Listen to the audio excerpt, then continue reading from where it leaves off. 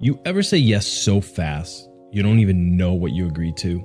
You do the favor, take the call, push your own plans back, again, just to keep the peace?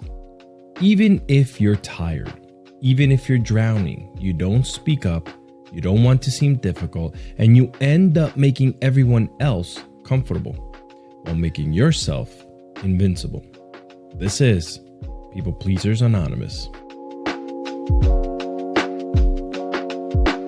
Hey, I'm Alex, and this is Find a Millennial Diary. We're in Volume 3 still, the Mental Health Files, and today we're naming something that looks like kindness on the outside, but feels like a quiet resentment on the inside. Today's question: why do I keep abandoning myself to keep everyone else happy? And look, this one's personal. I've RSVP'd yes to things I didn't want to go to, offered people help before I had the time to think, and apologized for saying no like I committed a felony.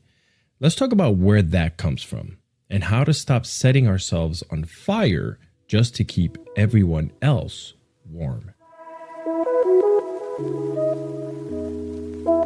People think people pleasers are just nice, but you know what it really feels like? It's canceling your only free night because someone else really needs you. It's sending a polite text back when you're fuming inside. It's saying it's totally fine when it's very much not fine. I once helped someone move furniture at like 10 p.m. on a Wednesday night after editing all day because I felt bad saying no. I had no energy, no obligation, no business lifting anything, but I couldn't handle the guilt. That's what this is. It's not kindness, it's self-abandonment. A lot of us learned early that love wasn't unconditional. It was earned through helpfulness, quietness, hell, even compliance. Growing up, I was the peacemaker, the fixer. I knew how to make the room lighter, how to anticipate tension before it blew up. And you get rewarded for that. People like you. They lean on you, and you start to believe that your value comes from being easy to digest. So now, as adults, we're fluent in what do you need, but totally out of practice in asking, what do I want? You ever say yes, then immediately feel resentful? Not because the person asked, but because you knew you didn't want to do it, but you went and did it anyway. I've done this with work, with family, with people I barely knew. I offered to take on a project I didn't have time for because I didn't want to seem ungrateful. Well, guess what? I got burned out, behind, and literally mad at myself. That's what people pleasing does. It quietly chips away at your boundaries until you don't recognize the life you're living.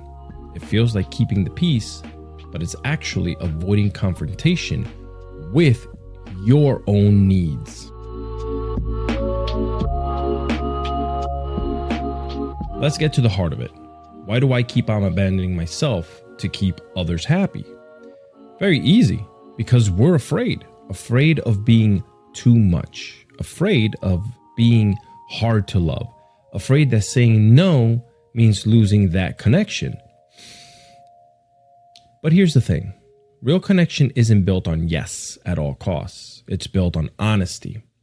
And you know what else? You're allowed to disappoint people.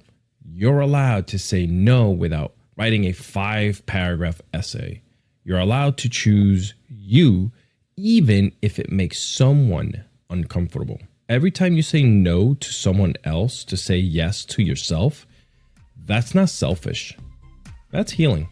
Next time on a Millennial Diary, I'm fine is a trauma response. We'll talk about how so many of us learn to bury how we really feel because fine was safer than being honest. And hey, if this episode made you feel seen or called you out just a little, go ahead and return the favor. Head over to alexiscardoza.com to find all of my links. Make sure you're following the podcast on Apple or Spotify if you love to just take a listen while you're strolling or on the exercise bike or in the gym. And if you've been vibing with this show, I'd love a sub on YouTube. I just started my road to 10,000 subs and I promise to never people please the algorithm. Okay, maybe a little.